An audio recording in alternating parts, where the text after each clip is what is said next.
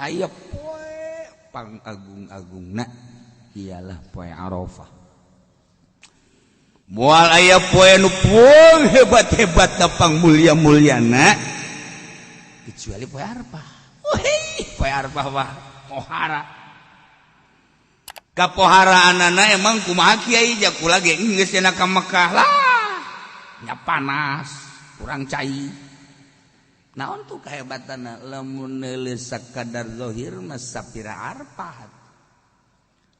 Tetapi horeganan malaikat keur memandang seluruh malaikat ka jelema nu keur wukuf.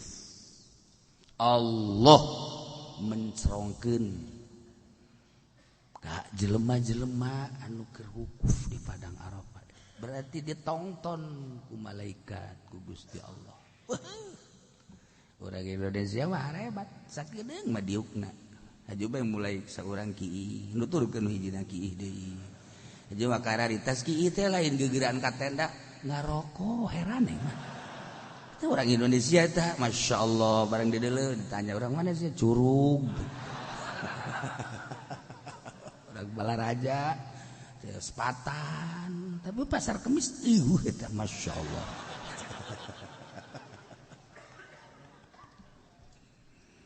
Da'an Nabi sallallahu alaihi wasallam asyiyata Arafah ngaduakan jeung Nabi. Dina sore-sore bulan Arafah ngaduakeun li ummatihi ka umat Kangjeng Nabi Muhammad sallallahu alaihi wasallam. Gusti Kangjeng Nabi mah ngadoa teh jang umat. Urang mah jang urang we ngadoa teh. Ya Allah ya Rabbi di Arafah anu mulya haji hiji abdi hampura amanat ti guru abdi tage nomor kadua abdi teh menta dibere babari be usaha Gusti supaya mararaj dagang-dagang abdi dagang karung dagang jengkol dan macam-macam supaya jang urang kajieun tetangga abdi mah susah ge tah eta ya kos gituan urang ulah ka batur bae atuh Gusti ka abdi teu bagus tah kadoa kos kitu itu bagus. Geus urang datang ka Arafah mah Gusti abdi ieu datang ka Arafah tanah anu mulya anu geus kamaklum ku sararea abdi mah hijina menta hampura bae nu sejen-sejenna mah tah mah lah kumaha Gusti be mah nyai datang ka teu dibere bagus. Sarua ketel tah atuh. Jerahkeun diri ka Gusti Allah teu kudu omong-omong. Masyaallah karim. Ternyata doa Kangjeng Nabi fa ujiba bi anni qad ghufirtu lahum ma khalal mazalim. Dijabah ku Gusti Allah bahwa sim kuring dihampura dosa berikut para umat-umat kaula dihampura kabeh selain daripada perzoliman nu ngazolim jeung nu dizalim. Masyaallah. Fa inni akhidun lil mazlum haqqahu. Gusti Allah kaula anu bertanggung jawab ka nu dizalim. Tetapi ka para penzalim cek Gusti Allah teu dihampura ku kaula. Masyaallah. Nu dizalim geus kumaha tanggung jawab Allah tapi anu ngazalim jelema boga hutang kemudian jangjina isuk sore zalim tah eta mah mal diampura tah ku Gusti Allah.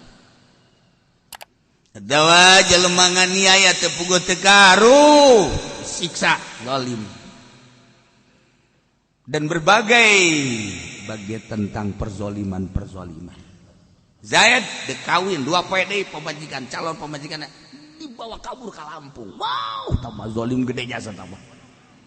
Tinggal itu be calon hak bete berdayanya nangan dukun ke mana aing. Nah, itu zalim pada dan lain-lain sebagainya.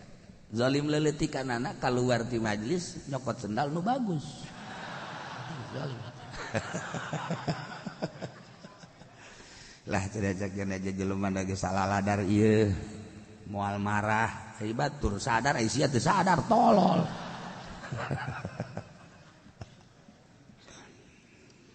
Kanjeng Nabi ya Rabbi in syi'ta ataital mazluma minal jannah wa ghafarta lil zalim wa ghafarta lil zalim ya Allah ya Rabb anu ngazalim hamba Gusti umat abdi nu dizalim hamba Gusti umat abdi mah moal diwilah-wilah Gusti nyanggakeun ka kersa Gusti we sadaya-daya Gusti nu dizalim pangmerekeun sorga nu dizalim teh mazlum teh geus jelas anu ngazolim ge panghampurakeun bae mulia amat eta si hate bisa ngadoa kos kitu tah anu dizolim atuh geus puguh teh mah bakal dibere sorga ngaranna dizolim ieu ge nu ngazolim ge hampurakeun bae Gusti dosana eta urang lamun mengamati doa ya Allah ku mulia amat Kangjeng kos urang ya misalna ngadoa ya Allah ya Rabbi Gusti aya nu nganiaya abdi aya nu ngahalangan bae dagangan-dagangan abdi ku abdi dek dibayar ku batur disikat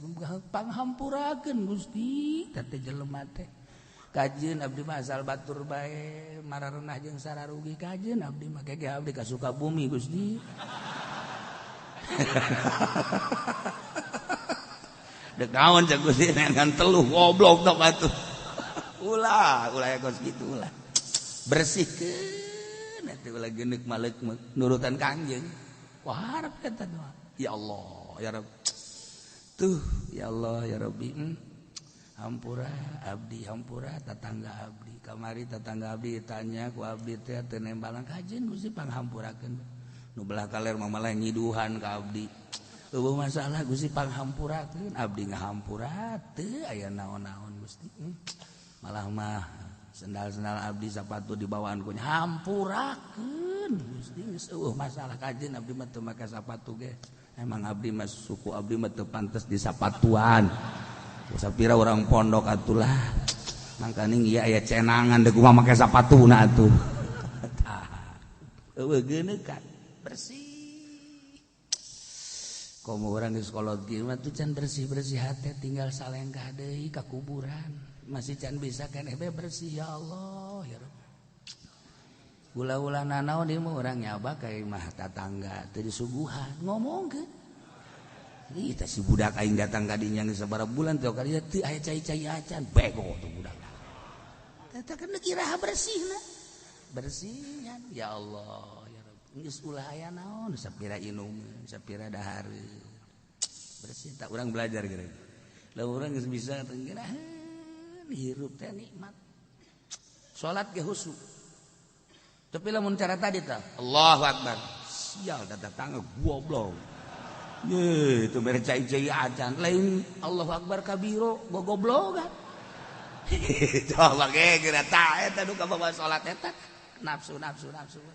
belajar bersihan kobong geus kolot kuduna teh disuguhan alhamdulillah sanajan disuguhan aing mah nginum tilok loba sanajan nginum cecekleukeun aing mah sadena teh disuguhan alhamdulillah kos urang teh dibere ku pamarentah kuduna alhamdulillahirabbil alamin Gusti nyalametkeun ka abdi bupati datang tapi teu mere gubernur datang tapi teu mere alhamdulillah salamet sebab duitna teu bagus Gusti ieu mah lain pelit banyak bupati kusit pelit gubernur pelit dah teu beres dah kudu dah alhamdulillah salamet alhamdulillah iraha nya nanya bade nya mere deui teh moal kan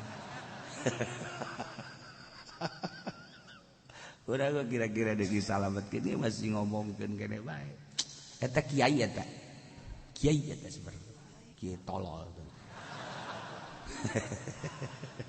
atuh kuduna mah salamet masyaallah pokos jelema atas gaduh kotok menang nya teh tarohan ya kiai tah alhamdulillah tah hayang sit amat mata 1 juta tah aing menang 10 juta tajang kiai 10 alhamdulillah tek menang deui kitu sia kiai goblok pada takos gitu sia beus teu boga jampena datang ka aing ye ngagoblogan tah kiai malah deuk mere ke jampe ngadu kotok tah guru da makan ulah soekeun di hareupeun nya keneh ya daleukeun ku sia aing butuh ka duit ka sia wek tah jang sia teu hayang duit haram dibikeunan ka aing goblok orang duit palsu aslinya gadeukeun sia tak kiai. Belon kiai, aduh masyaallah. Kos heueuh bae. Allah. Ulah sok diajak-ajak awak urang. Harepkeun ka Gusti Allah. Nah, ya Kangjeng Nabi. Cik Kangjeng Nabi, ya Rabbi in syi'ta ataital mazluma minal jannah wa ghafarta lil zalim. Panghampurakeun anu ngazalimna Gusti. Tapi falam yujibhu asyata arfata. Can ijabah ku Gusti Allah.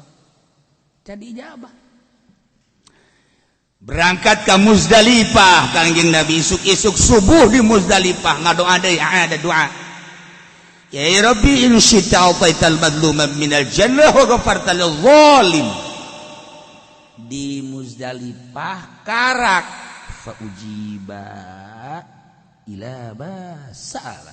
Dijawab ku Gusti Allah di Subadanan. Aing maneh keukeuh matu Muhammad anu ngazalim ge hayang bae kudu dihampura geus kajen nu zalim ge dihampura. Masyaallah. Etalah agungna Arfah, agungna Muzdalifah. Datangkan nu zalim ge tetep dihampura. Geus puguh nu dizalim mah tambah dibere sorga. Kangjeng Nabi harita seserian senyum-senyum seri Kangjeng membuat perhatian para sahabat. Kok Kangjeng Nabi seserian gitu ya naon? Akhirnya teu kuat si Abu Bakar Siddiq lantaran Kangjeng Nabi seri terus senyum seri ya otomatis ditaros pasalahu Abu Bakar wa Umar. Sina Abu Bakar jeung Sina Umar naros bahan. Tuhan iya kok masih senyum-senyum seserian anu pohara emang naon aya naon gitu. Aya naon Tuhan. Kieu Abu Bakar, kieu Umar di Arfah kula ngadoa supaya di halampura kabehan alhamdulillah diijabah cuman enu ngazolim doang teh dijabah kula keukeuh supaya di hampura bae. Di Arfah can diijabah tapi ketika di Muzdalifah isuk-isuk masyaallah ieu tah di hampura ieu ayeuna pisan cenah cek Kangjeng Nabi di halampura kabeh. Haju barang eta nu zalim di hampura iblis jujung kelannya nah datang ka beungeut tadi kitu-kitu tah make lebu make taneuh di kieu-kieu tah atuh kudu deuk teu sari kumaha ya sia na ngagoda sia teh kuari teu berarti kikieuannya beungeut tapi nu di lebuan ka dieu kulantaran frustasi masyaallah iblis ge frustasi iblis ya cek cenah teh ngagoda aing teh kamari-kamari supaya ngazalim terjadi zalim kuari dihampura keneh bae. Dah, jadi kan katingali tah ku Kangjeng Nabi mah setan-setan iblis-iblis teh berlaga dihareupeun Kangjeng Nabi teh katingali. Mantap seserian Kangjeng Nabi. Oh, pantes cek Abu Bakar teh. Kadeuleu. Mantap kuali ge kuali setan teh kadeuleu nu aya di pundak, nu aya di mata, nu aya di ceuli. Kadeuleuan tah narangko, da kos bangkong gitu sa. Kuari cenah kadeuleu teh ya aya lah sebagian nu kadeuleu. Nu lolobana di mata teh kadari.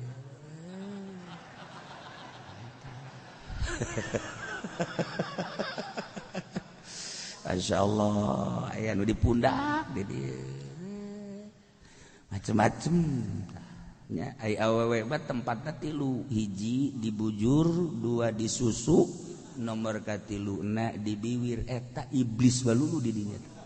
Mun hayang nyaho sayang iblis di awewe di 3 tempat.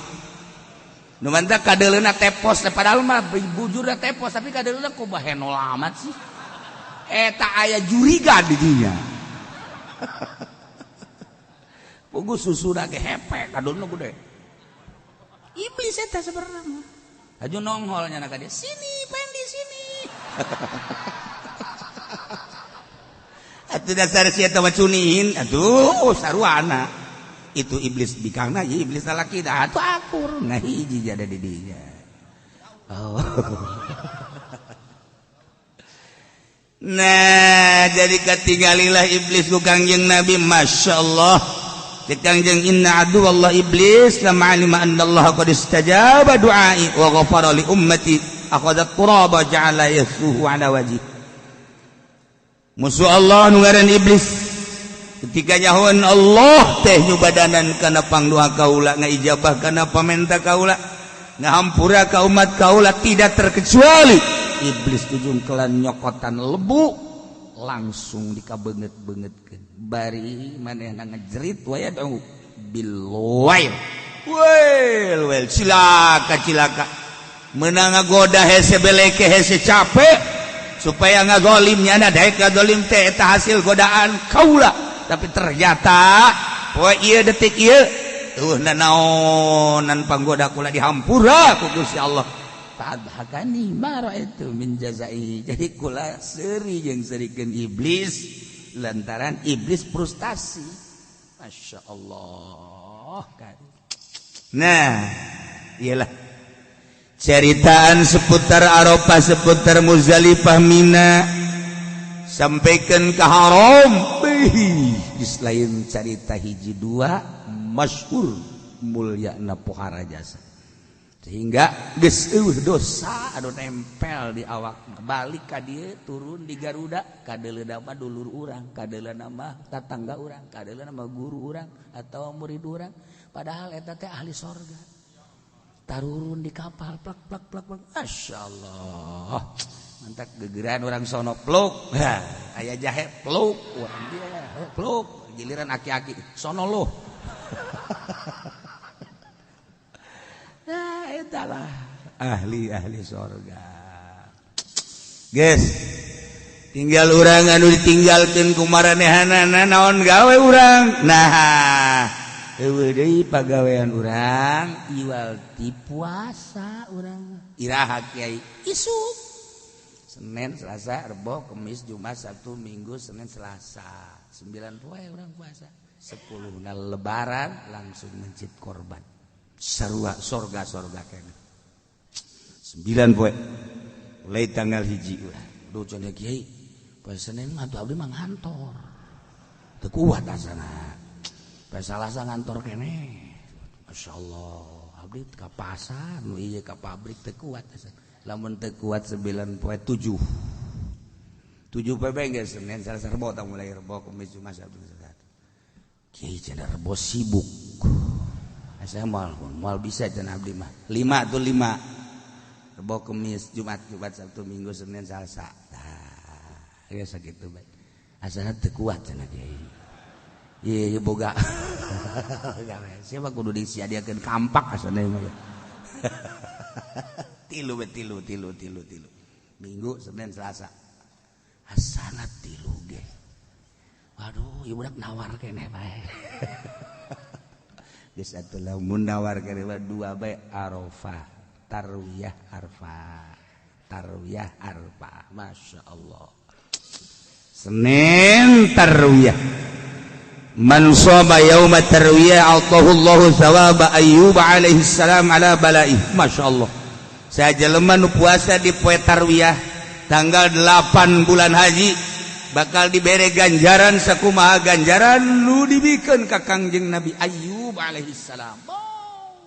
Geus sajarita teh Kangjeng Nabi Ayyub kasabaranana dibere balai nu sakitu poharana sugan aduh henteu sugan henteu Allah pernah usul ka Allah ge eta be belbal bilatung teh bilatung nah iya langsung ka dieu tah kaleta ya Allah ya Rabb bilatung kaleta mau masalah ngan atuh pan abdi teu bisa nyebut Allah sakitu doang sakitu tah mangga bae tambah Gusti kajeun ti Gusti Allah teu nyebut Allah ge jaya hate keneh geus teu bisa nyebut Allah sebab bilatungna geus kaleta geus ku hate bae ka hate di bilatung nya ngomong ya Allah ya dosa bodoh kumaha Gusti bae itu bisa ya hate teh disalametkeun hate ku Gusti Allah poe teh ganjaran gede jasa nah urang mah cuma puasa poe tarwiyah dibere ganjaran sarua ganjaran Kanjeng Nabi Ayyub asal bukana sasiripit bae ulah make rujak ulah make kopi teh manis ulah engke betas isa tah mah atuh kitu-kitu keneh biasa puasa urang biasa da ieu ganjaranna pohara tarwiyah lamun puasa Arafah wa man shoma yaum Arafah ta'atahu Allahu thawaban mithla thawabi Isa alaihi salam saja lemanu puasa dina poe Arafah bakal diberi ganjaran sakumaha ganjaran Kangjeng Nabi Isa alaihis. Kumaha emang Kangjeng Nabi Isa? Kangjeng Nabi Isa mah anti dunia. Ku anti-antina dunia teu boga sajengkal-jengkal acan. Kangjeng Nabi Isa mah teu boga sajengkal-jengkal acan nya naon. Geus kulantaran sakitu jama anti bae keadaan dunia, boro imbah. Tana sajengkal gitu. Mantak Isa al-Masih nya nama di mana bae. Tah ku embung-embungna balik ke alam akhirat kabejakeun boga dunia embung. Mulia pisan. Urang mah cukup ku puasa Arafah. Puasa Arafah geus poe Salasa geus urang nutup bae di imah geus. Asal subuh geus ulah dedeulean ulah dedengan di jero kamar bae geus. Siapkeun beremot.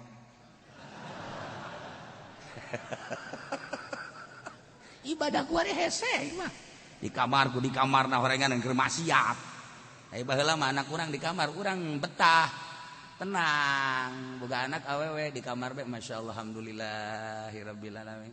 Neng bager neng batur mah kuncang-koncong neng mah di kamar bae bunga. Kuari di mana anak? Alhamdulillah jadi di kamar bae. Pace buka.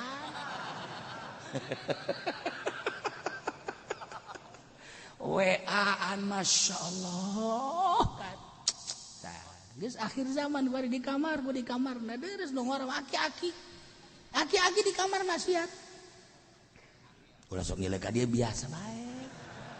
Atuh loba aja aki-aki gitu kunaon aju nyilek ka dia. Tah, ya Arafah. Bahkan wa man shoma yauma Arafah taghfarallahu lahu ma taqaddama min dzambi wa ma ta'akhkhar. Sahaja lemah nu puasa di poe Arafah, Allah bakal ngahampura kana dosa sataun ka tukang, sataun ka hareup. Masyaallah. Sataun ka tukang, sataun ka hareup eta mah dosa geus we dihampura. Geus asal puasa Arafah geus teu kudu salat. Ya dosaan pan urang atuh. Siapa endek rekos gitu pan bloon nah nyaritakeun ganjaranana jutu salat sia mah ngadedengekeun bae cak kiai gitu teu kudu salat jaga siampura aing bae panu disalahkeun ya keur nyaritakeun gede da ganjaran seperti eta masyaallah tak dibejakeun sote inget-inget bae ieu mah supaya tergugah mulia amat tarwiyah mulia amat Arafah masyaallah kari hebat tah supaya orang tertarik sebab orang mah masih kene TK makan kos gitu teh mah dibere bodrek embungeun tapi bodrek sih daengkeun amis cenah eta urang TK ge tah nyahona ka jerona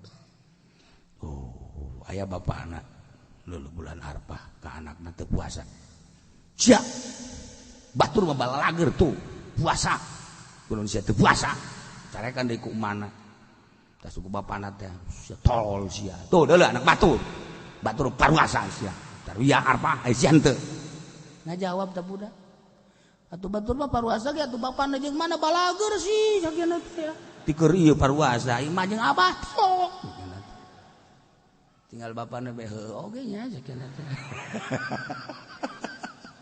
tah badak urang ulah waka ditah ka batur ka anak eta kos kitu we urang teh puasa mah dibalikeun ku anak batur mah paruasa ge bapana balager cek cenah teh dibaheula puasa deh bapak aing ulah ngomong sia jeung ngomong deh abah puasa teu yes ya aing minta ka sia malikeun henteu abah heula puasa tapi li saku aing tungtungna mah lain dakwah pan ribut jeung anak tuh tah ieu bapada puasa mah kan teu kudu nita ka anak abah teu dahar kok mak puasa abah sia masyaallah tah abah sinarieun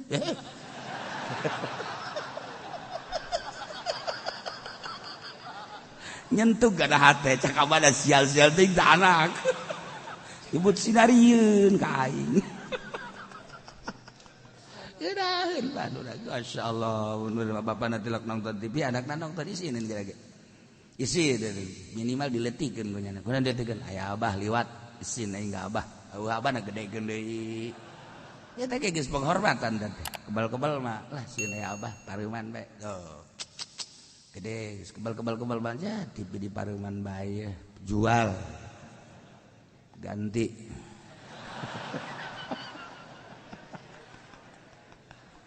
Masya Allah. Nah iyalah.